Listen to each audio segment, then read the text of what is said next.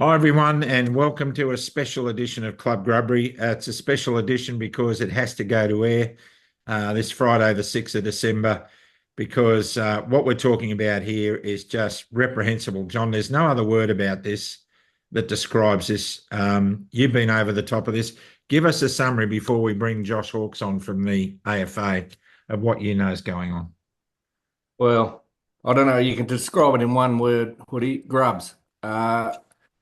Essentially, we've got a situation now where the fire departments in Victoria, who are on another planet, and the union guy down there, Marshall.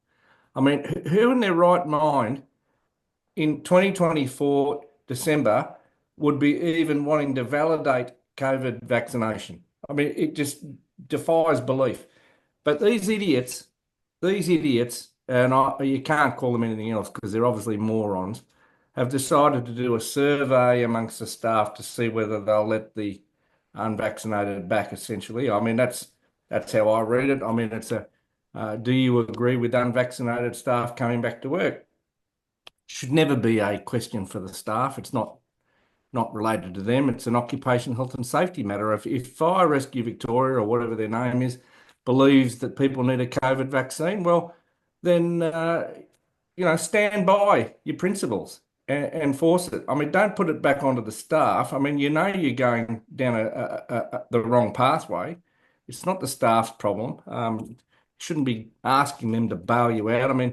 There's no evidence to support the action. There never has been. It was never safe or effective. It was never about occupational health and safety. It's about murdering people. That's what it's about.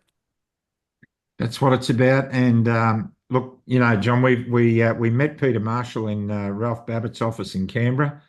It was a really enlightening experience. Not, I've got to say that I think he's trying to give himself a trampoline to land on out of this mess because I think he alone. I know that the commissioner for Victoria is under the thumb of the union. There's no doubt about that. We're sitting on the sidelines. We're not putting words into Josh Hawkes's mouth. Josh, we're not doing that, but we have an opinion as citizens of this country, and that opinion is that there is a corrupt fire union. It is manipulating the Fire and Rescue Victoria, who should have the balls to stand up to them and tell them, stand down.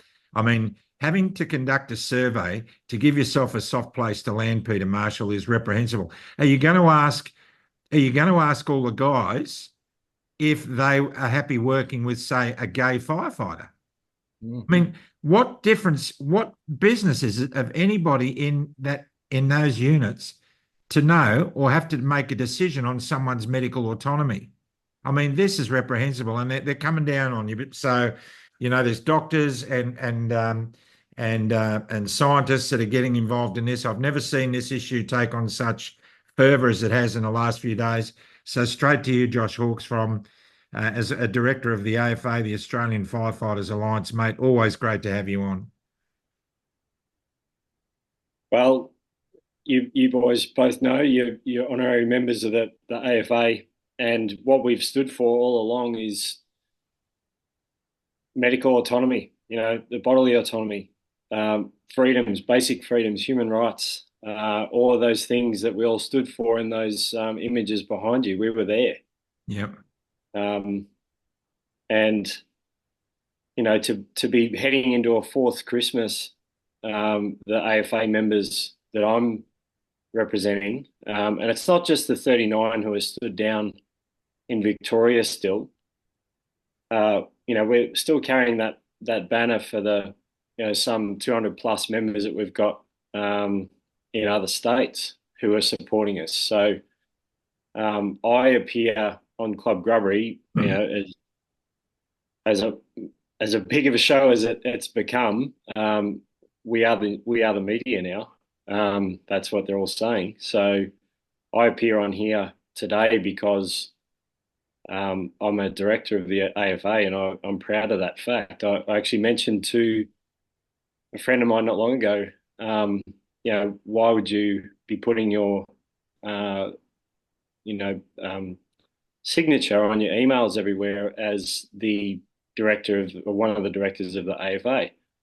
Well, the AFA in all of this has been God's shield in in the firefighting community. Yeah, it has. You would be absolutely astounded to see how many followers of Christ are in this membership, and that's the reason that we came together. I'm sure of it. So that shield I'm putting out proudly, and I will defend everyone who's taken this stand. And as I said, into a fourth Christmas, having to go to food bank, talking people off a cliff, with suicidal ideations. You guys know some of the detail around that. But we're still here. We're not going away. I have been persecuted in the past for my public position on this, appearing on Sky News and other outlets, and even some of the persecutory documents that I received earlier this year contained the title of Club Grubbery, your appearance on Club Grubbery. I'm proud of that. However, it's also worth noting for everyone watching that to be attacked like that is actually against the law. The AFA is a nationally registered company with ASIC, and as a representative of a group of individuals employed by an employer, that's against the law. Yep. So, and I was attacked heavily, and we can unpack a little bit about that later. But yeah, we're still here and we're still fighting. So, Josh, tell us about this survey. You've got a copy of it. I mean, am I right in saying that there's a preamble that says, look, this isn't going to affect the outcomes. We just want to know your thoughts. Is that right? Is that what's in there? That is what's in there, Hoodie. So I declare that I'm not a member of the United Firefighters Union. I haven't been for some time. And that is because of non-representation. So prior to the AFA's establishment, you would expect when you pay in excess of 10 years of union dues that your union will come into fight when you need them. Yep. That was not the case. And that's repeated now in the issuance of this survey, which is completely void of any factual material. It's actually quite surprising that it's come out like this. It was given to me by some UFU members who appealed for help and wanted to discuss the survey and the position moving forward with these mandates. But the replies that they got from their outreach was disgusting, truly disgusting. I probably can't go into it on this forum, but I think you can surmise that some of the rhetoric that we've received over the last 3 or 4 years, it's in that same vein, but just with a little bit of added flavour. So, and it harks back to non-representation as well. So people come to us, the AFA and the directors, to look at these things materially and help people out because they're paying members of ours and we're going to help them. Josh, when the firefighters or fire rescue did their internal risk assessment, which I've got to congratulate them on actually, because they were one of the very few organisations that did do a risk assessment. Was the firefighters union aware of the outcome of that? So as you know, John, it went to the Legislative Council with Dr. Renee Heath, she's a member for Eastern in Melbourne. That document, as it stands 2 years later, almost 2 years later, is still concealed. So it hasn't been disseminated. I'm going to put a caveat on the front of what I'm about to say, and that there is intention from the fire service now to lift these mandates, and that's evident in the survey, whereby the commissioner would have achieved some sort of decision position to align with the healthcare settings revocation that was on October 4th. So the fire service has made intent clear, and this is the risk assessment is a separate issue that we'll still intend to look at, but I want to make it clear that the fire service has shown its intention to get rid of these mandates. The risk assessment itself is important still because that document was produced by a committee that is constituted by fire service personnel and union personnel. And the risk assessment is very clear that boosters are required as per ATAGI guidance from time to time because of waning efficacy. But most importantly, the control measure being used was acknowledged to contain some serious adverse events, and that's consistent with the ATAGI advice too. And it goes on to say that the complications of such adverse events or side effects can include serious injury or death. Now, if you bookend that with the fact that we've got a number of firefighters who probably won't return to work because they're on work cover, certified jab injured, then they're not alone, and those injuries are not up for debate because they exist and they've been certified.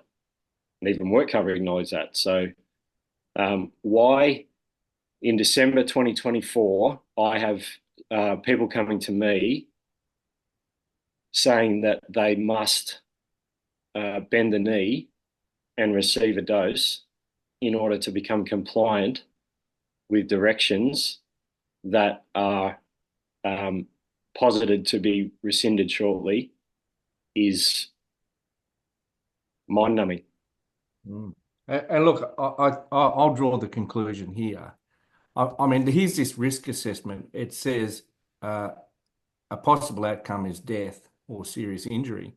Now, the union, Peter Marshall, you need to explain what went on there, because this was never broadcast to the firefighters. It was never alerted to them, to the best of my knowledge. Now, we're happy to have you on, Peter, to come and explain away what happened here. But surely, in light of that advice, that needed to be consulted with the membership. Now, how is it that you put out a bloody survey to ask them a question, but you won't ask them or inform them about the likely event of serious injury or even death at work as a result of an internal risk assessment? Now, it beggars belief.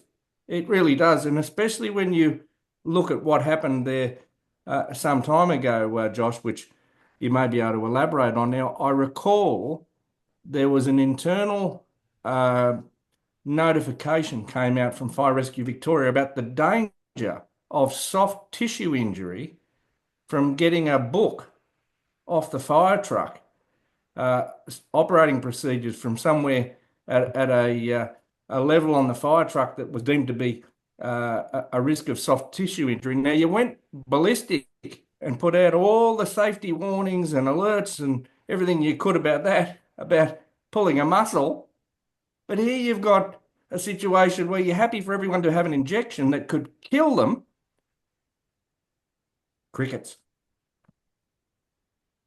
Yeah, you're right, John. I won't speak to specifics about anything that the fire agency might be doing. And I still maintain that I'm here on behalf of the AFA, not as any employee capacity to speak on behalf of an employer. What I will say is that when that risk assessment was obtained, and it was obtained under FOI because it couldn't be obtained any other way, there's a short backstory as to how that was arrived at. Now, the WorkSafe Victoria were brought in because of allegations of unsafe work practices. The document had to be produced in that process. So it was actually afforded to WorkSafe Victoria as a fully fledged document. Now we're still being told as of late 2024 that document is a draft. That's objectively false, because WorkSafe Victoria acknowledges that it isn't. Both can't be true. So are we gonna listen to potentially an entity that has something to hide, or an entity that is charged with workplace safety in Victoria? A little side story to it is that upon receipt of the document, I actually raised several alarms with some people at an executive level. And as a result of those alerts, they were squashed initially, out of hand. It was very, very difficult to find out what happened to my official reporting line of that inquiry. But what turned out to be is that I was threatened via my personal email by an executive for abusing the health and safety reporting system, and that I would potentially be subject to sanction. Thereafter, I made some appearances on media, and then that brought on a misconduct proceeding, which they weren't successful in prosecuting, but that's a whole nother arc. But the stress of all this is palpable. But as it turns out, not so long ago, and I sent this to you guys, the Independent Broad-Based Anti-Corruption Commission in Victoria, so that's IBAC, famous for providing educational reports to one Dan Andrews. He always finds them educational and nothing of substance. But IBAC produced Operation Turton, and Operation Turton found that the same executive that had been threatening me and squashing my health and safety reports was mentioned over 80 times in the context that information was being leaked from the fire service by way of hacked emails and being forwarded to the union. And it said in the report for the advancement of union interests. So what does one arrive at with an equation like that? It's pretty obvious, fairly mathematical, really. Josh, when does this survey close? I actually have no idea, Hoodie. The only information about the survey that I have is that it's been provided to me by disgruntled union members. And to add some colour in the lines of that, I'm now seeing some anecdotal reports that people are fuming. Discussion boards talking about how this survey is completely bonkers, and lacks any kind of rigor as far as what is actually defined as vaccinated, unvaccinated. People are saying that, and I can't quote directly, but it's repeated over and over that nobody's had boosters. So if you're looking at the mandates, the legacy mandates, March 2022 was the last known dose, and that was under the pandemic orders. So those pandemic orders finished in October 2022. No boosters have been required, as is probably consistent across most workforces in Australia, where workers have basically been in the workplace for such a long time and not have had any alignment with the ATAGI guidance. And to be thrown a survey like this that says, it's a multiple choice response, and both of the answers that are available are wrong. Like that, on its face, they're wrong, because all you have to do is a couple of clicks, on your web browser, you arrive at the Atagi guidance on these things, and you find that both of those answers are wrong. So what I've done is reached out to some heavy hitters that have been on this program from the Australian Medical Professional Society, and we'll be responding shortly. Yeah, Duncan Symes, the vice chairman of that group, was hoping to come on today, but he's otherwise occupied. But you've got a lot of support. Elizabeth Hart's come out in favour. So many other people. This requires Australia to have a deep, dark think about just how we operate as a country. We have lost our moral compass. We really have. And that's because of the likes of people like Peter Marshall and Daniel Andrews and all these others. They all come out of the same nest, John. We can say that. We can say that. These are not Josh's words. These are our words. We met you, Peter Marshall. You were less than impressive. We're happy to have you on this program to defend your actions and the way you've conducted this. But this is really tough on these firefighters. I mean, everything I know about firefighting is there's a camaraderie there, that these guys stick together. You stand, I stand, you fall, I fall. And you're creating division, and you're putting these fellas into a position that is untenable. And you as the union leader should be sacked for it. I really believe you should. And I believe the fire commissioner needs to stand up to you because your behaviour shows a marked lack of character, It's not only Victorian firefighters. John's still out of work as a paramedic in New South Wales. New South Wales Health is still under ridiculous guidelines. We've got paramedics in Queensland, nurses in Queensland that still can't get jobs, even though the Supreme Court found in their favour up there as the ruling that was applied by the Queensland government was unlawful and against their human rights. Still, the HR departments of Queensland Health and the Queensland Ambulance Service is punishing the people who dared to do the right thing when they did and maintain their bodily autonomy. This has got to stop. Well, look, Hoodie, this is the greatest oxymoron I think I've ever seen. I mean, here we've got an organisation, fire rescue, whatever they call themselves, Victoria or whatever, and these unions. I mean, the ultimate responsibility in Australia really is to be a service provider like they are to save lives. That's their job. That's what these men and women go to work to do every day of the week. They put their lives on the line to help others.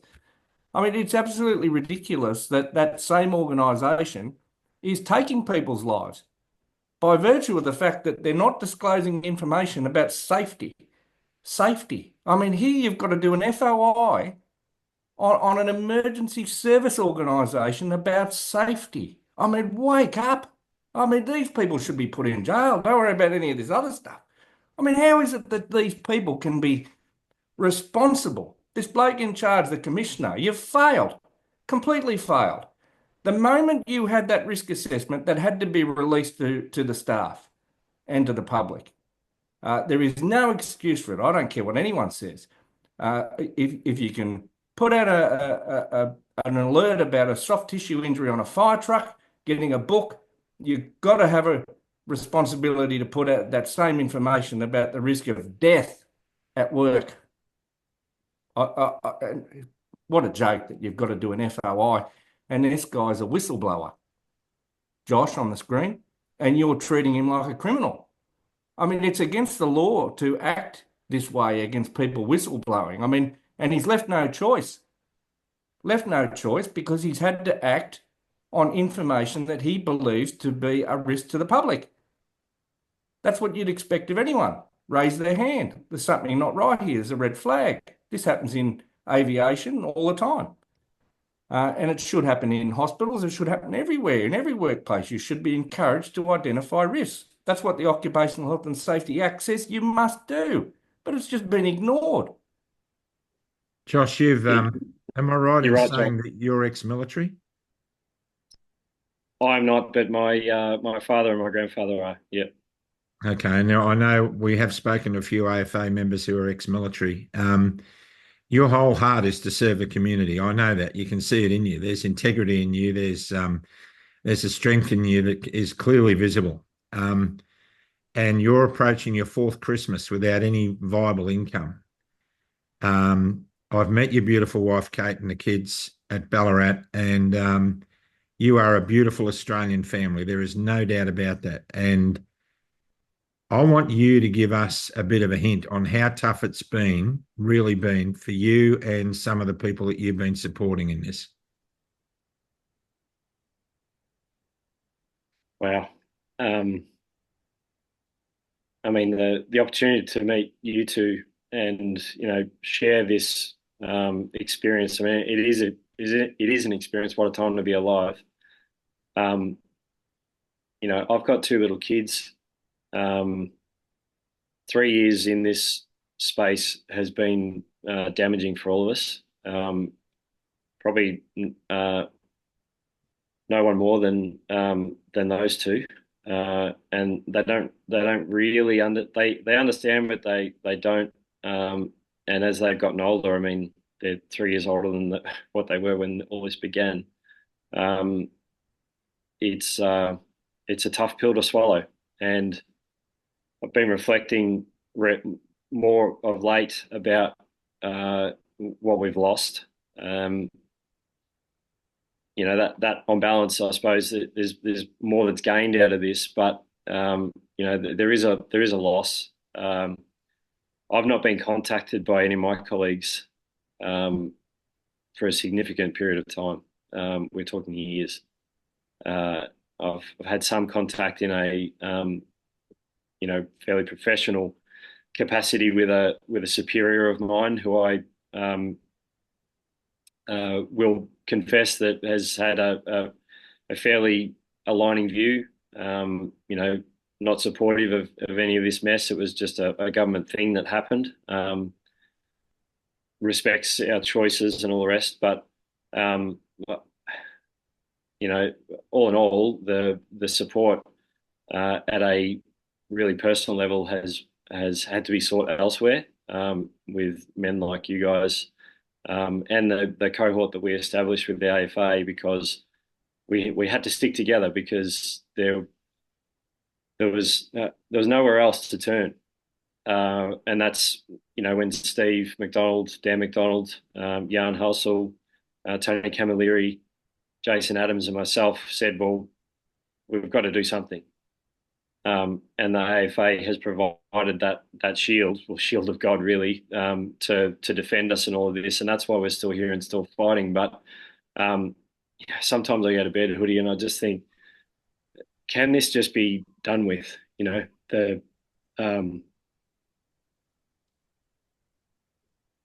This chapter is just so done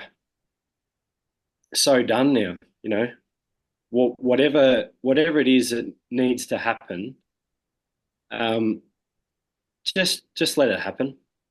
I pray every day that this can be closed off for those that have suffered immeasurably going into a fourth year. Like, how in God's name is this fair for anybody? How is it fair for families who have withstood this for so long, and to be completely insulted with something like a survey to garner support, garner what? An escape route from potential liability? I can't make sense of it. Neither can my colleagues. They're really distressed.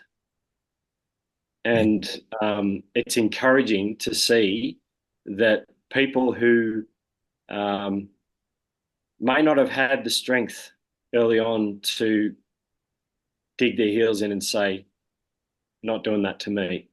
I'm starting to see that. I'm starting to see people say, geez, I wish I'd had the guts to stand up with you, but I just didn't. I wish I hadn't been vaccinated. Yeah. Because X, Y, and Z. And you guys know the story. There's plenty of it going around. But for some reason, I'm getting chills just up my back thinking about it right now. To have a workforce such as the firefighting community, have you ejected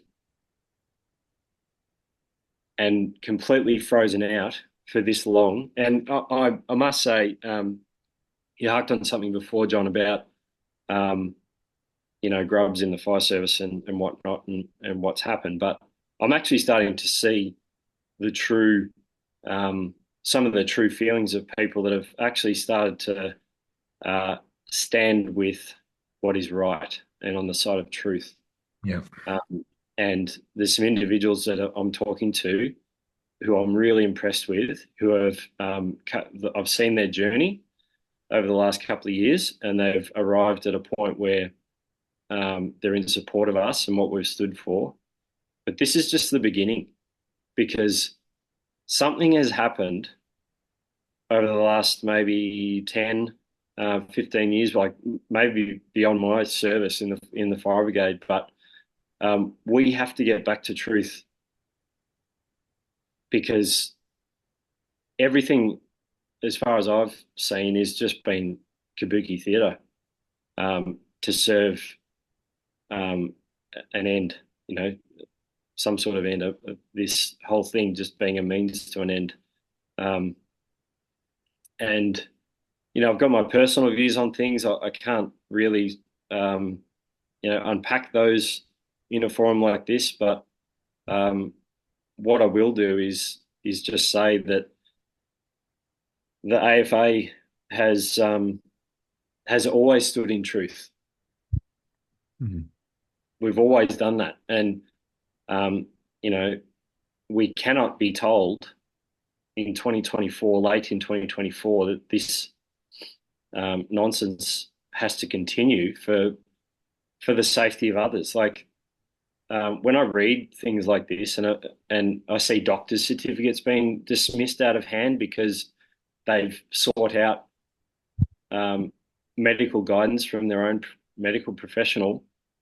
And these doctors are putting themselves on the line with the regulators because, they're taking a stance saying, well, on balance, I can't recommend that this person receive any of these things because of what we know, and it's coming out pretty thick and fast at the moment. So those doctors are getting more and more brave.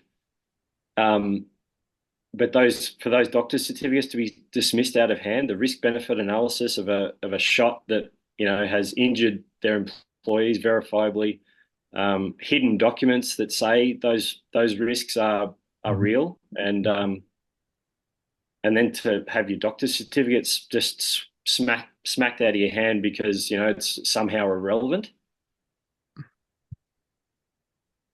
Where are we at? Well, we're not in It's got to stop. It's got to stop, and the AFO will make it stop. It has to stop. And look, John, we've been in touch with some people who are firefighters back to work in New South Wales. They've been accepted. They're happy. They're participating. They're getting on with the job. Their colleagues have welcomed them back. Tomo from Queensland Police Service. We've got coppers gone back to work in Queensland. And, Tomo said he went back to his old locker. He opened it up. His stuff was still in there. It was like he never left. And happy, being a good copper, probably out on the highway now, pulling some bloke over and just cautioning him rather than giving him a ticket. A real community service kind of police officer. We got Nigel Patrick and the crew from the Queensland Ambulance Service who are still, John, unemployed, even though the Supreme Court of Queensland ruled that the mandates were unlawful and against their human rights. Still they hang on. All those nurses in Queensland still applying for their old jobs back, being welcomed.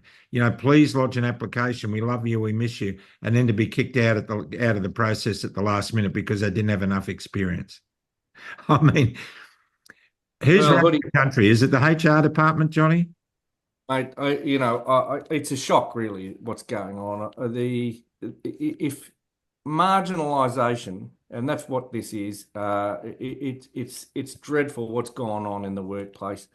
And look, I blame the unions. I think the unions have got off pretty lightly throughout all this. I mean, Peter Marshall would be the first person to stand up for somebody that wanted to identify as a cat and wanted kitty litter to pee in down at the fire station. They'd go to war over that because that'd be unethical. But he's happy to pull this nonsense and not support those that didn't want to take a medical procedure enforced upon them by their employer and their government. Look, it just beggars belief where this country's at all over the place, but these unions have been weak, absolutely weak and woke. And, they need to look for alternatives like Red Union. People should be looking to those sorts of unions that are going to actually be decent. And I think that's the word, decent. That's all we're looking for, decency. Johnny, the thing I love about Red Union is this, that none of the money from their membership goes to any kind of political activism with the Labor Party or any other party. It's not about supporting political parties. It's about giving the members their right to exist in their job and to be represented properly, safely, and fairly and legally. But we've met Peter Marshall, and you look at some of these people that are running these organisations and unions, and it's almost an insult to cane toads to call them cane toads. I mean, Peter Marshall reminded me of a cane toad when I met him, just belligerent and grossly difficult to be around. And Peter, we asked you some pretty pointed questions, and you had an opportunity to have a go at us, and you didn't really, but you're more than welcome to come onto this program and have a go at us. By all means, you are, but you need to come with some pretty straight answers. We need to get this edited and out there. John and we wear our AFA t-shirts. In fact, we're wearing them out. I was going to put one on now, but both of mine are in the wash. We wear them all the time. We're proud to be life members or associate members of the AFA. It's an organisation that stood by us and we stand by it. And, our battle continues until these fellas get their jobs back, until Johnny gets his job back, until Nigel Patrick and the Ambos in Queensland get their jobs back, until New South Wales police officers get their jobs back. Let's not forget them. We need these people now. We're approaching a time in our history in this country where we need all the frontline workers that have integrity as we can get on the front line, whether they be wearing black police uniforms, firefighters uniforms, nurses, paramedics. We need them back at work. It's gone beyond the joke. It just doesn't pass the pub test. They're another one, the Police Association in New South Wales, dead silent, protecting people like Karen Webb that are incompetent at their jobs, pursuing people like Justin Paul, Natalie Vassallo, and many others that were on the front line, and they won't allow them back because they say they're people who lack integrity. I mean, they've got more integrity in their little finger than the grubs running that organisation. Absolutely. So, John, Victoria Police, 800 personnel down on where they on their recruiting targets, and then apparently about 900 sick.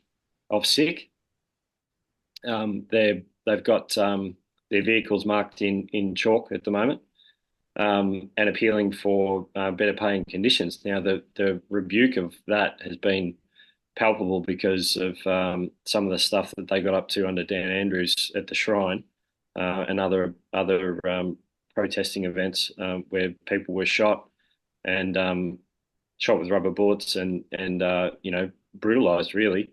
And as you know from Crystal Mitchell the other day on Club Grubbery, that these employees can't be returned. You can apply to become a Victoria Police officer unvaccinated, but if you were part of that cohort that were terminated because you wouldn't do it, sorry, can't come back. Well, look, we've got a crisis. Haven't we? I mean, we've got a real crisis with leadership in this country. At every organisation we look at, it doesn't matter whether it's the fire authorities in Victoria, Qantas, doesn't matter whether it's the Rural Fire Service in New South Wales, the New South Wales Police, all of these organisations, they lack leadership, the integrity, the honesty, the decency that created wonderful morale in these organisations is no longer there, and that's why People are running around in these organisations like lost sheep. They're being run by these HR departments, and as Hoodie says, they've got no heart, these joints, and they've got no experience. They're just people like these politicians that have never struck a blow in their life and have found themselves in these organisations and think that they're kingmakers. Well, we need to get rid of these departments and go back to basics. We do. It's kind of time to drain the swamp. I hate to use the terminology, but I said at Adelaide at Norwood Town Hall Theatre, John, when we were up on stage on Sunday night, that Alan Joyce, the CEO of Qantas, has destroyed the family of Qantas. So he's committed an act of domestic violence. I think the same can be said about Peter Marshall and the Commissioner of the Fire and Rescue in Victoria and the head of the union, and also the police in New South Wales. All these organisations, they're very tight. They know each other. I remember talking to a Queensland Police Commissioner several years ago who said he knew the first names of virtually every officer under his command. They're really tight, these organisations, and they're being run by narcissists who are committing domestic violence. There's no doubt about that, and they should be reprimanded and they should be taken out of the control that they have. We need all the help we can get. I think it's time for a prayer. You happy, Josh? Just before you do, Hoodie, and that's always important, just said to say that, the persecution that I've undergone and my colleagues, I touched on IBAC before. I'm actually, I've got the protections that are afforded to me under the Public Interest Disclosures Act because I am a whistleblower. And standing in truth is I have to do it. There's my colleagues are injured. That cannot be disputed. I won't be told that black is blue and up is down. By coming on here, I'm a director of the AFA. I'm not making any comment on behalf of any fire agency anywhere. I'm just outlining what is true, what is known to be true based on the facts that have been collected. And there's so many receipts that point all in one direction. The people that went after me earlier this year and, were probably successful in having me pull back a little bit into my shell and just do work in the background and not be so out front. They no longer work with some of these organisations. So, and one of whom was named in this IBAC report for doing the wrong thing and threatening me. I'm not going to stand for it. And if someone's going to tell me over and over that, like I said, black is blue, up is down, it doesn't fly because the facts prove it otherwise. Yeah. Eloquently put as always, Josh. And you have our full support. You always have, you always will. We stand together. You stand, we stand, you fall, we fall. And that's where we go with this. And we've got a very, very powerful ally in all of this in Jesus Christ. So, Lord Father in heaven, we just want to thank you for honesty and integrity. And we want to thank you for the light of truth, Lord. We are standing in it. We have no doubt about that at the moment. There's nothing dark about what we're doing. And Lord, we know that you're blessing our words. We know that you're guiding and leading us. And integrity is a cornerstone of how important our lives are to you. So, Lord, we ask that you would have this idiocy rescinded immediately. Lord, these months that drag by, just dotting I's and crossing T's and creating soft places to land, they injure people, Father God, and enough people have been injured by this mess in the first place. We're approaching a fire season. We need our firefighters on the front line. So, Lord, we ask you to guide these men and women and bring them back to their employment and see that these things never happen again, because we ask this in Jesus' holy name. Amen. Amen. God bless you, Joshy, and love to Kate and your gorgeous kids. The last time we met, we did something very special, and I will never forget it. And we have bonded together in Ballarat in the freezing cold water. And it was a joyful thing to do. And we can't say any more, Johnny, other than what you would normally say. You just couldn't make this stuff up. You can't make this stuff up. Stay out of the trees, everybody. And There are people who Josh is looking after through the AFA who are in need of our compassion and love. They're on the edge. And the time for that compassion is yesterday and a half. So please, if you love somebody and you haven't told them, give them a call and let them know. Don't forget what you did yesterday got you to today. Keep the fight up, keep going, and stay true to yourselves. God bless you all. And thank you for watching Club Grubbery. We'll be back very soon with another riveting episode. God bless you all and bye for now.